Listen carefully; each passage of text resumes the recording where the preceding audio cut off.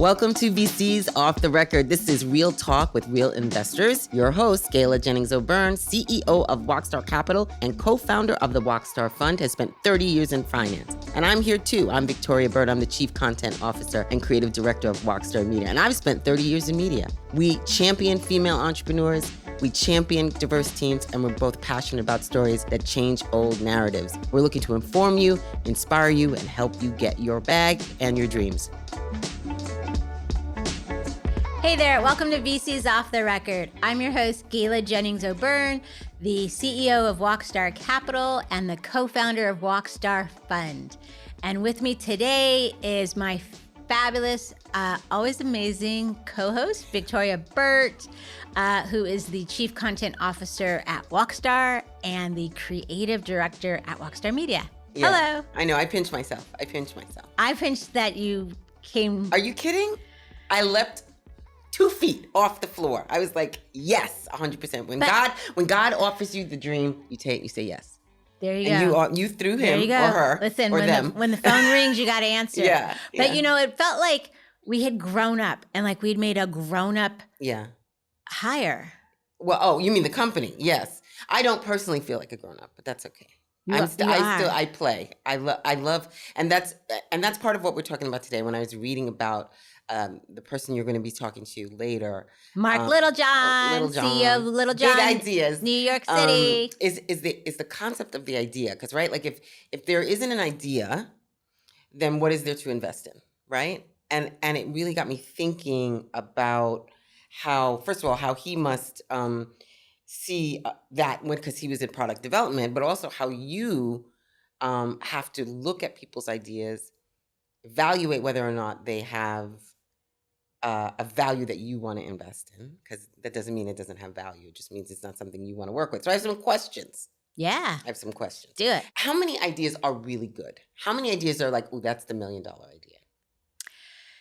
You know, sometimes it's not even the idea. It's the person who has the idea. But if we really are talking strictly about ideas, I haven't seen a lot of new. It's more the execution of ideas. So in some ways, it's just about building a better mousetrap. Yeah, that's a really old saying, right? Build a better mousetrap, right? So it's like find the problem, find the solution to that problem, and do it better. That's Is right. that sort of like the That's right. dots? I remember years ago, I was looking at 2 companies that were from totally different parts of the country. Mm-hmm. And it was the same idea. Now, they didn't know each other. Right. But these 2 women had seen a problem in their community, and they both had built a solution that was very similar to each other. So new ideas, yeah, there's a lot of great ideas, a lot of similar ideas, but it's about the execution and knowing who and for whom you're solving a problem. So I'm going to ask you the question, but then I'm going to go. So I'm going to give you a moment to think about it. The question is, what's the best idea you've heard in the last 5 years? What pops into your mind? Okay. Second, I think of ideas as there's an idea well. That's my theory of ideas. So like when I think of a story or I think of a thing that I think could exist, I always think that it's coming from somewhere, it lives somewhere, and it pops into people. And we are then in charge of trying to bring it forward, right? Like writers do that, filmmakers do that, entrepreneurs do that, right? And so where do you think these things come from? Do you think they come from a need? And then because everybody has this particular need, that's why the product will become amazing. It's like the thing I'm obsessed with right now is Canva. Like somebody thought we need a way to, and didn't a Black woman create that? She's not a Black woman, but she's a woman of color. All right. Yes, but like she saw she's a Wocstar. need. She's a Wocstar. She saw a need and filled that need, right? So first of all, where do you think ideas come from? Do you think they're inspiration or do you think they're from perspiration, more work? Yeah, I think they're inspiration. I think a lot of ideas that I see, people have that problem themselves. And so they're trying to fix a problem that they themselves are experiencing. You asked me what is one of my favorite ideas. Yeah. It's like kids. I can't say which. Or 2. Can you give me 2? I mean, so we've invested in 16, 17 companies through the Wocstar Fund. I love them all. I think the thing, if there's a common thread throughout them, it's that they are changing consumer behavior. And that gets me really excited when you have something that requires a change in consumer behavior. So for instance, one, Film Hedge is taking a very old traditional industry, which is the financing of films, and they're innovating it. And that's going to change how we consume films, who has access to the capital to tell their story and get their 100%. stories That's made. the part that's amazing. Yeah. So that's exciting to me. We have another company we've invested in, Renewable, who are taking food waste and different products to then create fertilizer and to help with the crops. And so it's going to change behavior for farmers in the agricultural industry. And that to me is really exciting. You know, one thing that I noticed. But there's 100 others. No, there isn't. This is what I was going to say. Oh, and I'll tell you another one. I'll tell you another one. Because we haven't even invested in it. Okay. But the entrepreneur, the CEO is amazing. It's something as simple as a yoga mat. And when I first started, I was like, do we need another yoga mat in the world? Right. I think if I have like 4 in my closet, and I don't use any of them, by the way. I did at one point. But she's got a patent. When you hear about what yoga mats are made of, very unhealthy materials and toxins in them, and she's taking that all out of the product. And I was like, that's amazing. Yeah. That one's interesting Especially to me. when you're doing a downward dog on it with sweat. Yeah. So that is really exciting to me because she saw a product that we all know, but she's changing the essence of that product and will change how we think about something that is a very common product that, again, we probably have 2 or 3 in all of our closets. Yeah. And the ones that I think persist are the ones that really do solve a problem and that are unique enough. Like, I'm trying to think, like sticky pads. Remember when, like, before sticky pads and then Post-its. What I call them? Sticky pads. I don't know what that is. I don't know what a sticky pad is. Post-its. But here's an interesting one. Think about Uber. Yeah. And Lyft. I mean, we figured out how to get to the club. Yeah. Right? Yeah, certainly. Right? We figured out how to get places, get to the airport. Yeah. But yet they came in Right. and created this ride sharing idea. Yeah.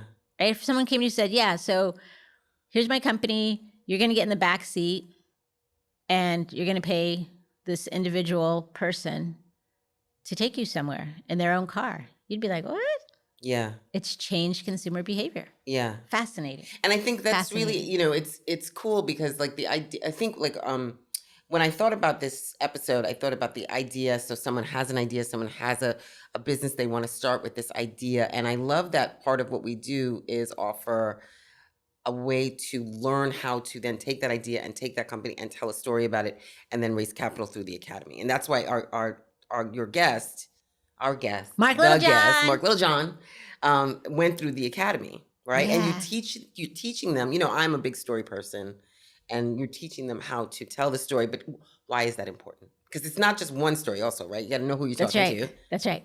Storytelling is important because it's how we connect as humans.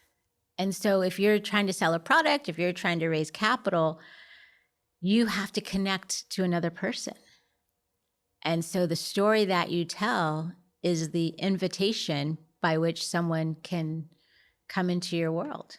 And invest in your company. Invest in your company, buy your product. Right. All right. We don't want to delay anymore. Okay. Let's go to Marc. We're going to talk to Marc. You're going to talk to Marc. I'm going to talk to Marc. We'll be right back. This episode of VCs Off the Record is brought to you by Wocstar Ghetto Film School Entrepreneurial Academy. My guest today is Marc Littlejohn, founder, CEO of Littlejohn, New York. The stash bag reimagined and refined. That's a big title, a really big title.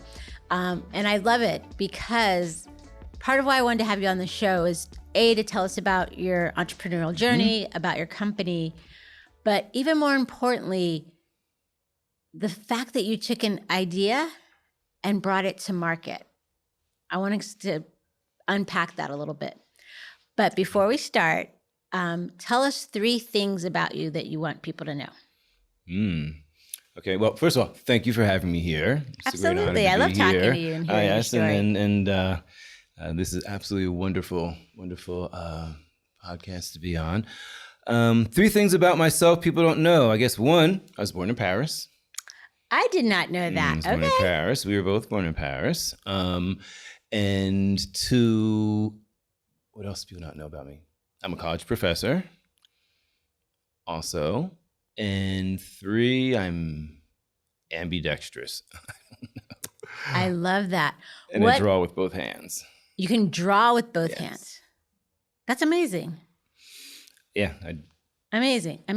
What class do you teach? What topics? Interesting enough, I teach product design, product development, and I also teach a senior thesis capstone class in home product design. I love it. So let's start there, because taking an idea to market, and you see lots of products. Absolutely. So where did this come about for you, this idea of like having an idea and then building on it and then bringing it to market? Where did that come from? Great question. Well, like I said, my background is in product development, product design. So I've been doing that for 20 years now.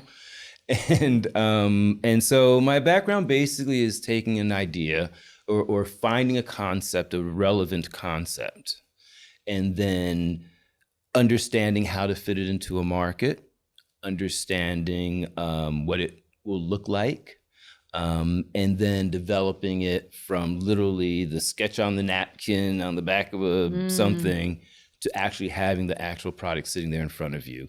So the process, the whole development process and ideation process was a natural one for me based on my experience. Yeah. The way that Littlejohn, New York came about was my last corporate job I had was with Barnes & Noble. And I was running the non-book as part of it, as they say. Yeah. So if you go into the store and you see all those backpacks and messenger bags and tote bags, my group was developing and designing those. So I think they still are selling some of my designs now.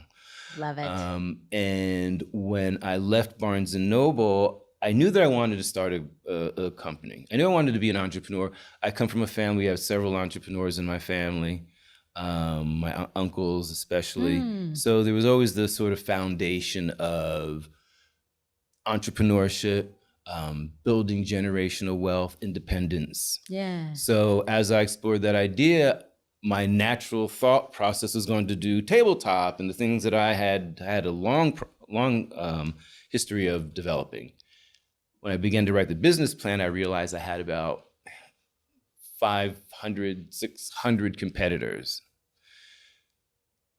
After my time at Barnes & Noble, during my time at Barnes & Noble, I really fell in love with the idea of making functional products where form follows function, and the idea that people live with these products, that they're things you use every day, they're part of you.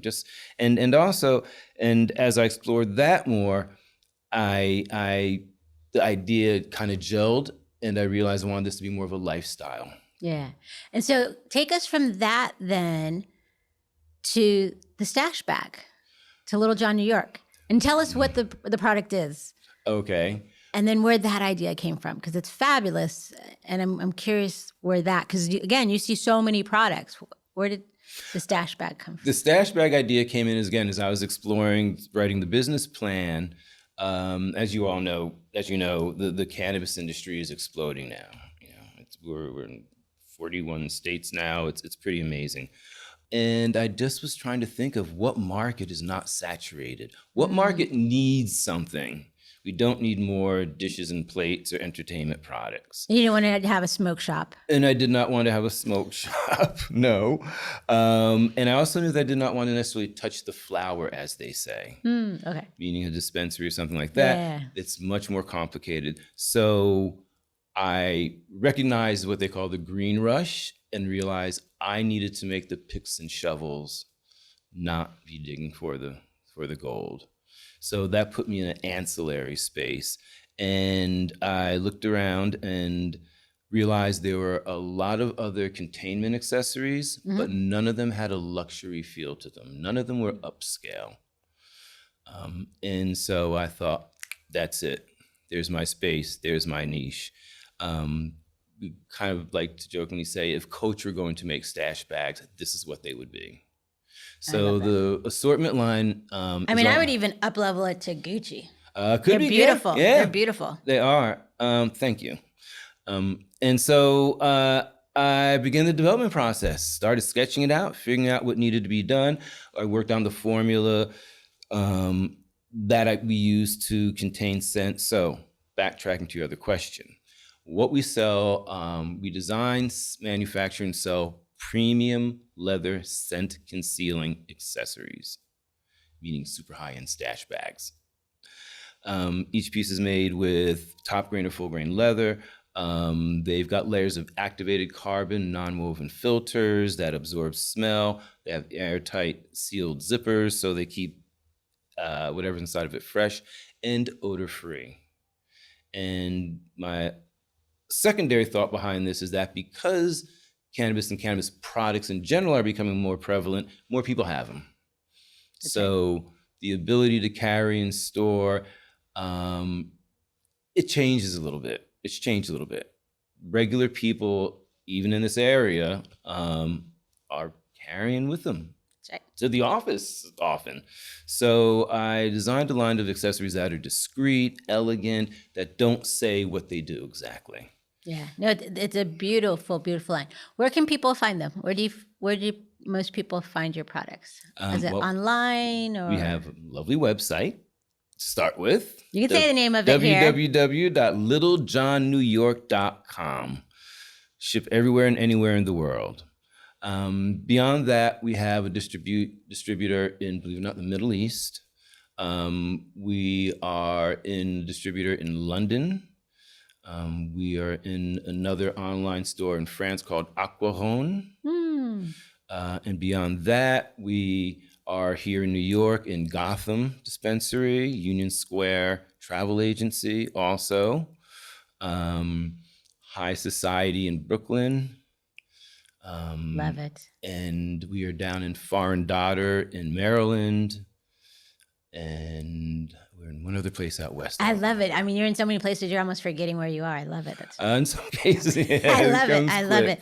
Hey, what's been the highlight and the low light of being an entrepreneur? And be real. Be real. Highlight. We're off the record. What's okay? Highlight. Highlight of being an entrepreneur is, to me, the beauty and satisfaction of knowing I had an idea. I had a concept that is purely my own. Yeah. And I have brought it to fruition. Yeah. At this point, we're clocking somewhere around 14 or 15,000 units sold around the world. And to think you did somewhere over in everything going on in these other countries, someone's sitting there looking at my bag and talking about it in a different language. Having people come up to, for instance, I was at an event last weekend and someone came up to me and said, "Oh my God, I bought your bag. I love it. I love it." And he was going on about it. And he's like, "I'm gonna buy one for my friend." And then his significant other walks up and she goes, "Are you telling me how much you love the bag again? Seriously?" And I love that. I love that for you. That's amazing. There's one other amazing story also. We get a lot of feedback from customers, and a woman wrote me and had a couple questions about a bag. Turns out that we ended up building this relationship, and she mentioned that she is a cancer survivor, and she actually carries her medications in it. And she was traveling, and she actually wasn't sure how much time she would have to travel. But she said she bought one of my bags because she's been using medical cannabis, and it's the only way she can sleep and get through the day. And having my bag with her allowed her to have the freedom to move about freely. And she said it's made a difference in her life. Wow. That's beautiful. Thank you for sharing that. That must have really hit hard when you heard that. It did. Yeah. Because you're like, oh, I'm making weed bags. Who cares? But when someone says your Yeah. product has changed my life or had a positive effect on my life. Yeah. That's impactful. To me, that feels powerful. Give me little chills right now. Yeah. That's impactful. All is. right, I'm going to switch gears. What's some of the lowlights? Lowlights. Oh. What's some of the BS, the challenges? Challenges. The grind. What feels like the grind. Yeah. Some days it feels like a passion, and other days it feels like you're pushing a huge rock up a hill. I think the sense of feeling as an entrepreneur you're never done. No matter what time of the day or night it is, there's something I can and should be doing. That sometimes feels like a lot. Sometimes feeling like taking things personally, like when business is not doing great, I'm like, oh God, nobody likes me. No one likes my product, you know. I've learned to manage that though. Yeah, but it's human. Got a thicker skin on that one. Yeah, but that's human. So. Yeah, absolutely it is. That's real. And just the stress of feeling like you almost have a child that you have to take care of, that you got to nurture, that you got to feed, you know, that you got to help grow.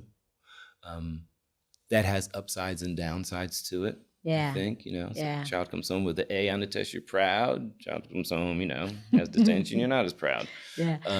Yeah. It's interesting how you say that it's always there, that you're always dealing with it. Because I look at my husband, and not that he's 9 to 5, but like he can turn it off. Yeah. Right. Like the weekends come, he's not in the office. He's, you know, colleagues aren't calling. But as the entrepreneur in the family, I mean, weekends are just another weekday for me. Yeah, it's another work day.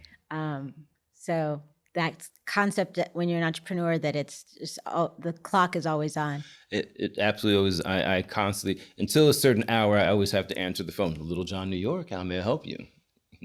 Yeah. No matter what day or night, you know, what day it is. You said a very powerful word, or at least I believe it's a powerful word, is story. And storytelling and telling different stories.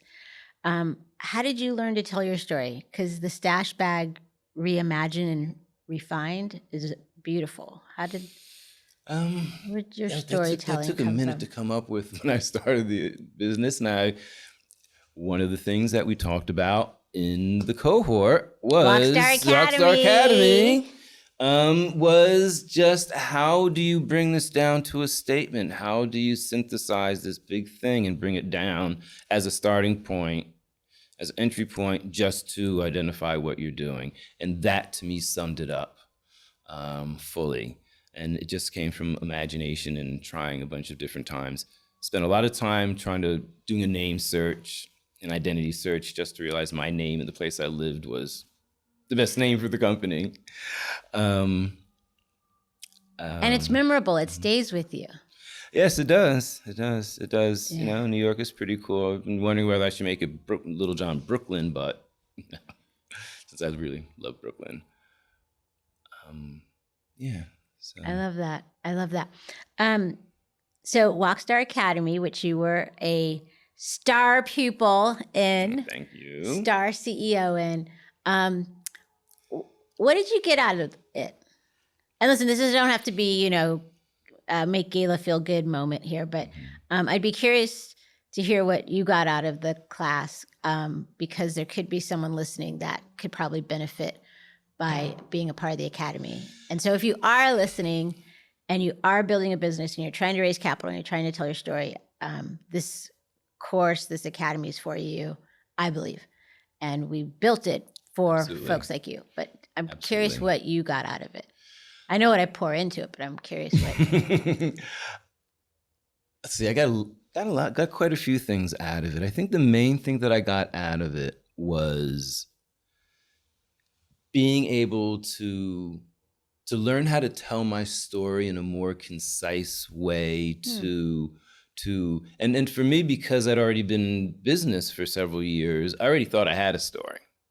What it helped me do is refine that story and help me make it more poignant, use less words, and just really synthesize down what I am saying and how I represent myself and the business in a much stronger way than I had before that.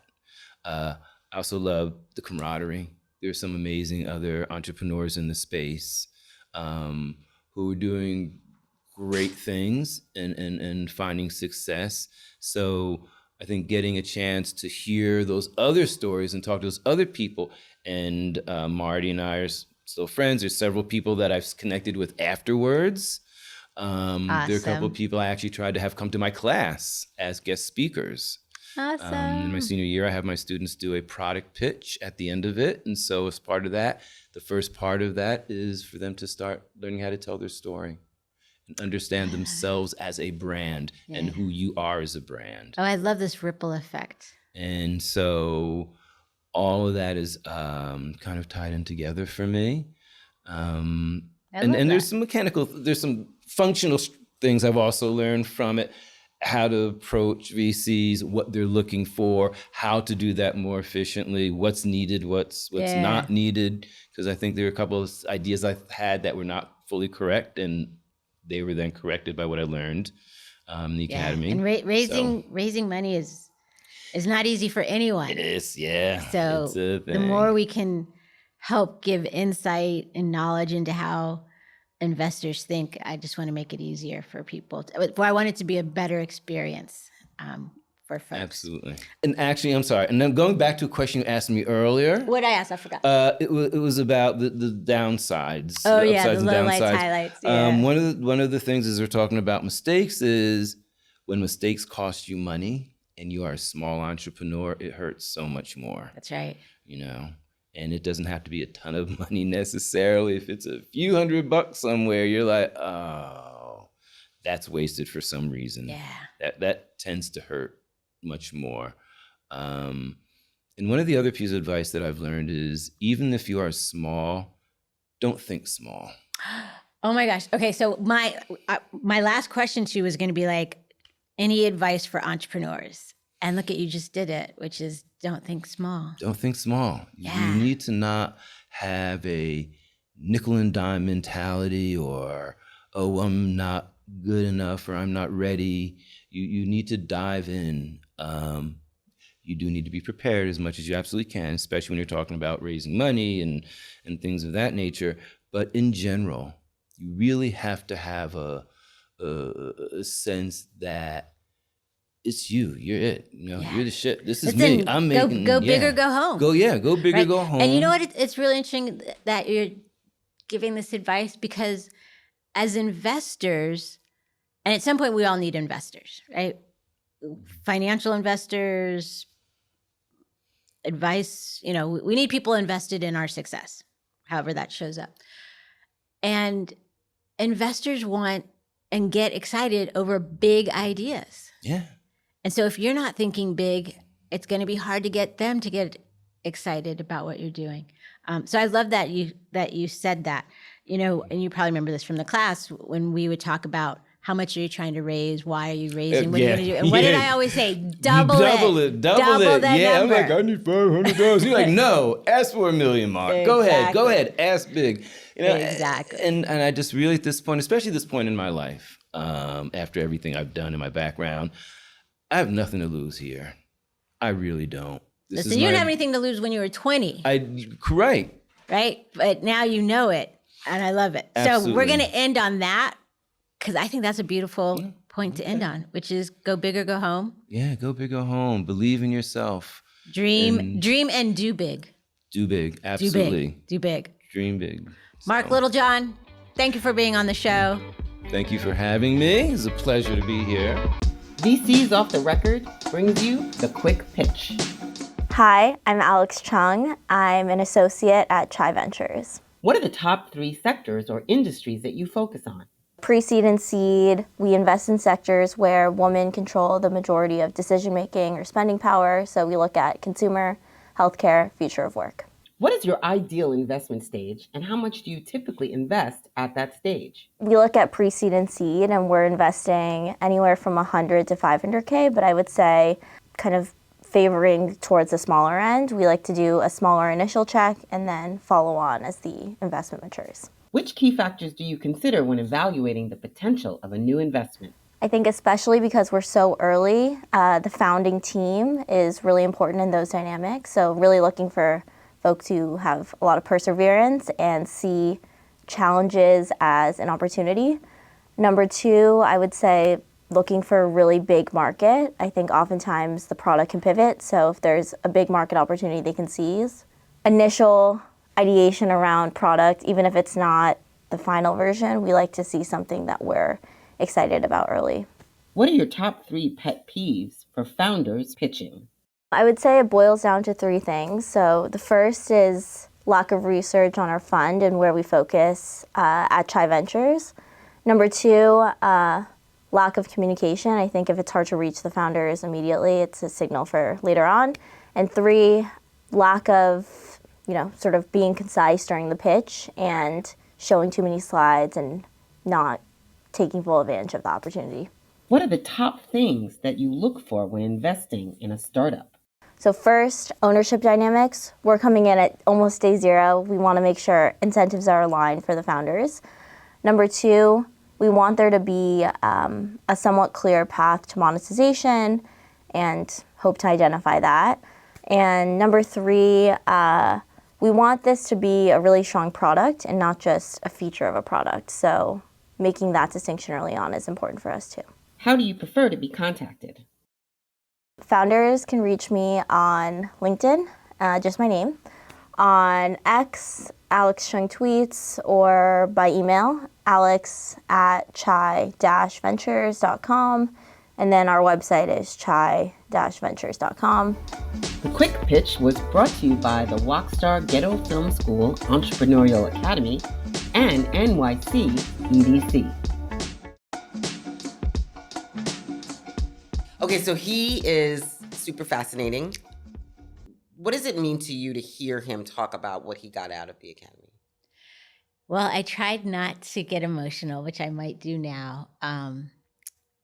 It meant everything to hear that because we started the academy with the simple idea of wanting to make raising capital and telling your story to be a better experience for entrepreneurs because it's hard and it's soul-sucking, it's emotionally draining, you're getting a lot of no's, there's a lot of rejection, and it looks different for people of color, it looks different for women, it looks different for the LGBTQ community, it looks different for immigrants. And so when we walk into a room and we're sitting across from an investor, there's so many things at play.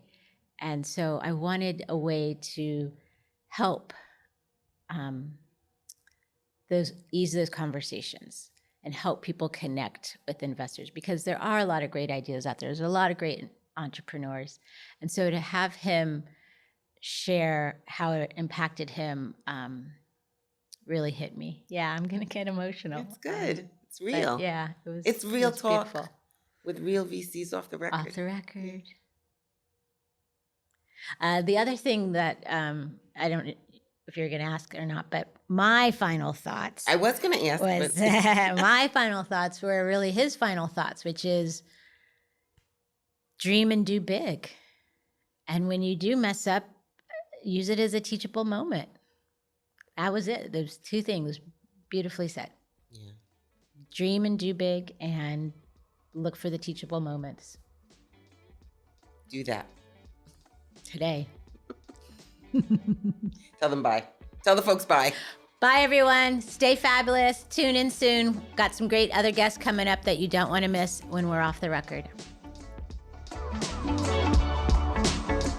Thanks for hanging with us. This podcast was produced by Wocstar Media in New York City at the Podstream Studios. Be sure to follow VCs Off the Record on Apple and Spotify. We're also on Sheconomy, the State of Women podcast platform. Please consider giving us a good review or share it with someone. Let us know what you want us to talk about on our socials and our YouTube channel. You can find us at wocstar.com for all the information.